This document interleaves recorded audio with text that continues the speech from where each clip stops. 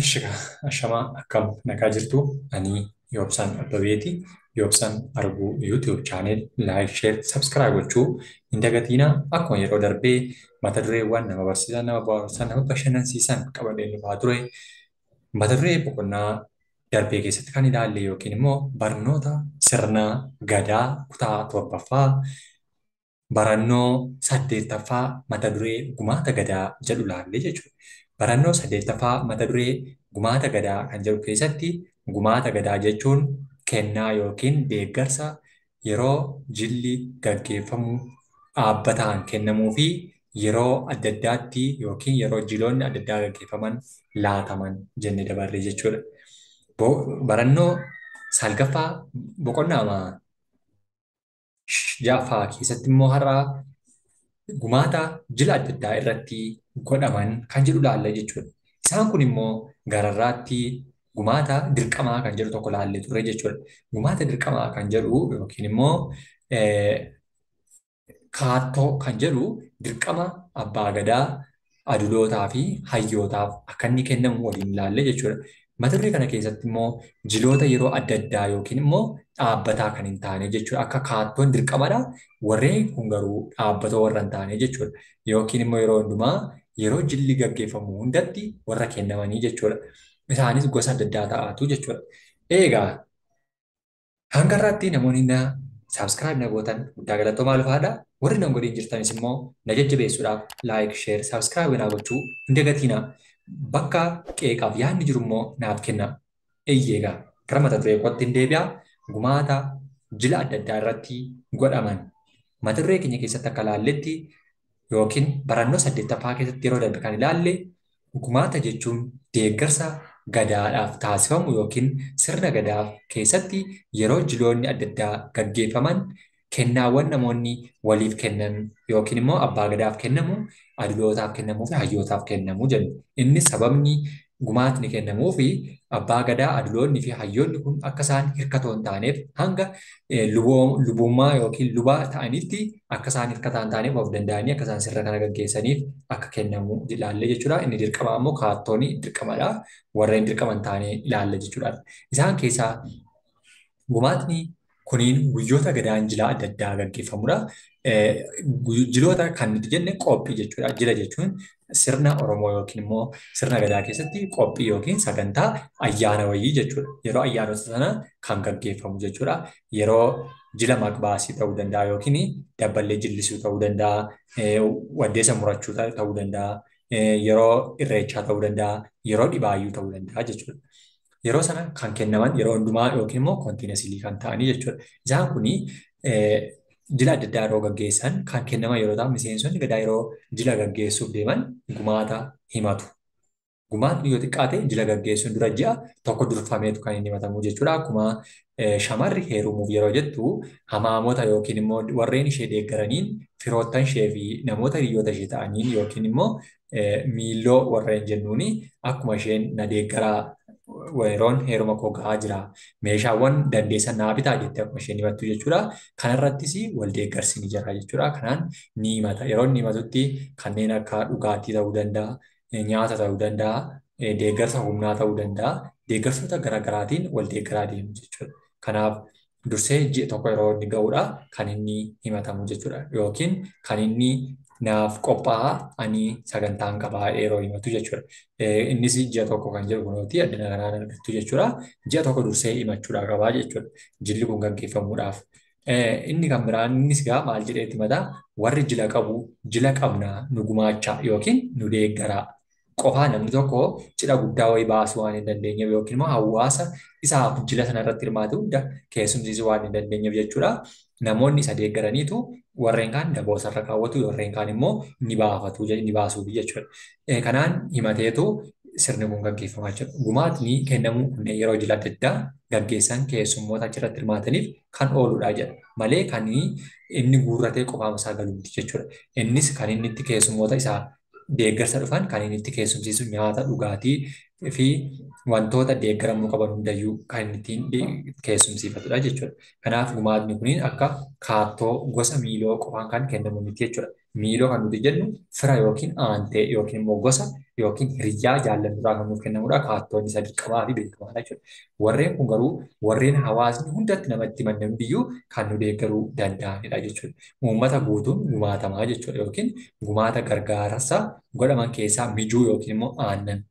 Mijuu jechuun yeroo sagantaa aannan wal baasu malee bishaan akka sirna gadaa Oromootti yookiin aadaa Oromootti bishaan namni namaa hin laatu naannoo Booranaa fi Gujii yoo deeman hawaasni naannoo sana jiru Oromoo naannoo sana jiru baay'inaan godinaalee adda addaa xiqqoo ishee kan isaan ittiin beekaman bishaan yoo kadhatan illee aannan namaa laatu jechuudha. Inni sun mijuu yookiin keessumaa kan ittiin simatanidha jechuudha.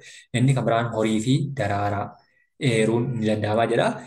Horii kan nuti jennu loon ta'uu danda'a, jibicha ta'uu danda'a, reetti ta'uu danda'a, hoolaa ta'uu danda'a jechuudha. Wantoota daraaraa jennuun immoo gara jalatti kan ilaaludha.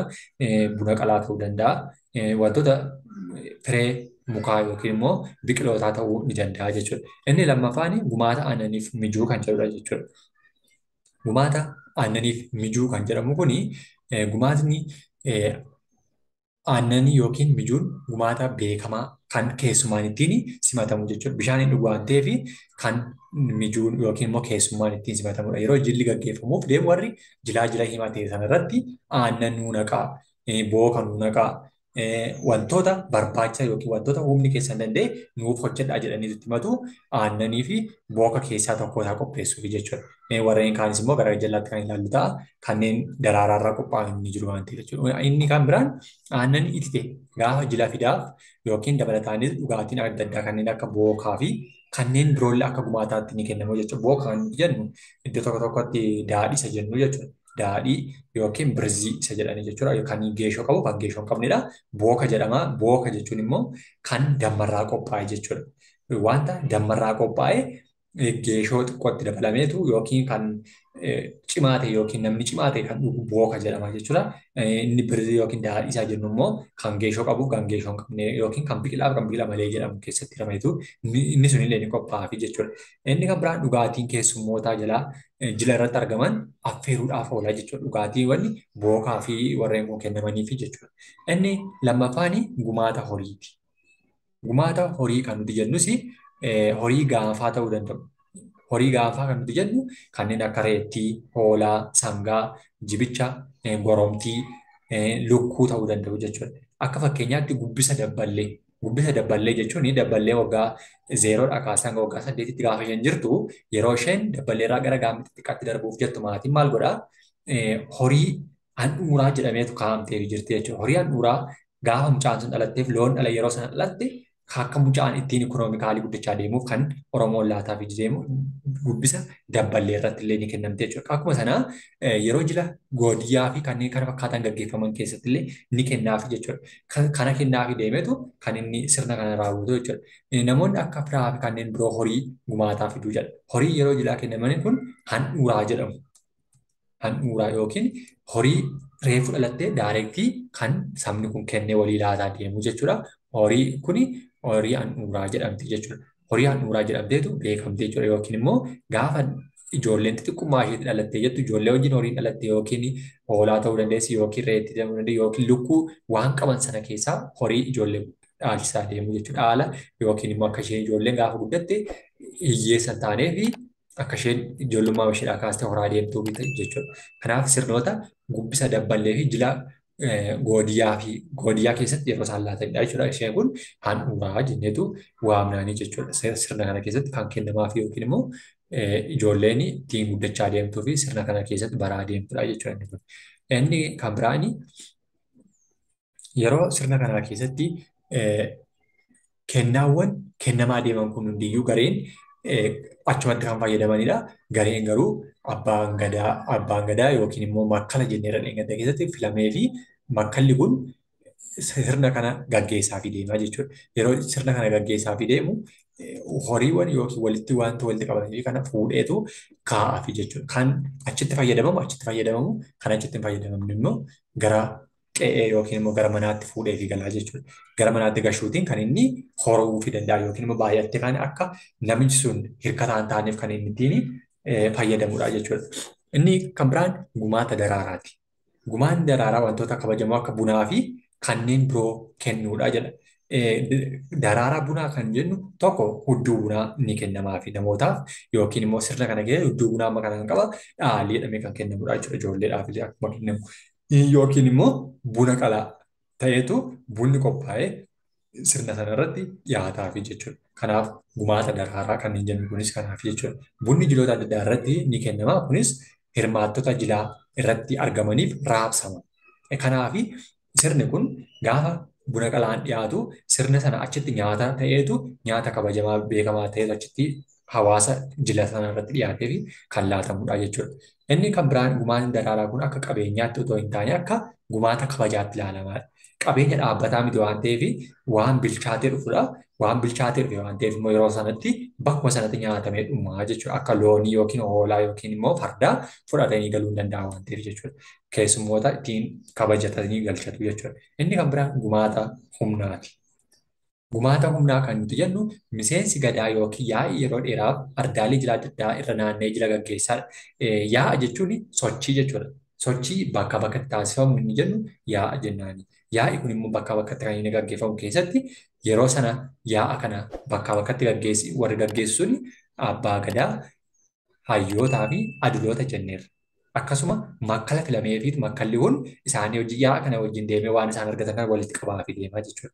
Kanaaf yeroo sanaaf akka isaan hirkataa hin taanillee isaan gargaaraa jechuudha. Ardaa jilaa irratti qubatan hundatti ijaarsi akka galmaa jilaa yookiin galma buttee moonaa horii fi kanneen kana fakkaatanidha. Moonaa kan nuti jennu iddoo tokko tokkotti mooraa isa jennudha yookiin immoo dallaa horii isa jennu jechuudha. Bakki sanatti ijaarameetu namoonni fardaan dhufan fardi isaanii kan keessa turtu. Kennaawwan lubbuu qabeeyyii kennamanii fi kan keessatti yeroodhaaf tikfamanii jechuudha. Kana ijaaruutiin illee ni gargaaru gumaata humnaa jedhaman. Humna keenyaan illee galma jilaa ijaarra yookiin immoo galma qophiin itti qophaa'u sana ijaarra jechuudha. Moonaa horii kan ijaaru yookiin immoo dallaa horii yookiin mooraa isa jennu jechuudha. Isa ijaarreetu horiin yeroo jilli kun gaggeeffamu yookiin yaa'i dhufe kun farda isaa achi keessatti hidhateetu eegamaafi jechuudha. Kanaaf humna keenyaan illee wal deeggarsaa jechuudha. Ijaarsa kana irratti uummatni bal'aan hirmaachuun warra jilaa gargaaraa jira. Akka fakkeenyaatti yeroo shamarran heerumtu yookiin dargaggeessi tokko fuudhu hawaasni naannoo isaa kan jiran ollaa fi firoottan isaa yaa'anii galma ijaaru jechuudha. Galma cidhi keessatti gaggeeffamu ijaaranii teessuma qopheessaniitu keessummoota bakkeedhaa dhufan sana simatanii galchuu jechuudha. Inni kunis akkuma kana galma ijaarame kana kabajaa fi wal deeggarsaatiin kan isaan sirna kana raawwatanidha jechuudha. Kanaaf deeggarsa humnaa jedhamee ni beekama jechuudha. Boqonnaan keenya har'aa kana fakkaata jechuudha. Sirna gadaa yookiin barnoota sirna gadaa boqonnaa kanaa keessatti gumaata kan jedhu yookiin immoo gumaata sirna gadaa keessatti kennamu kan jedhu ilaalle jechuudha.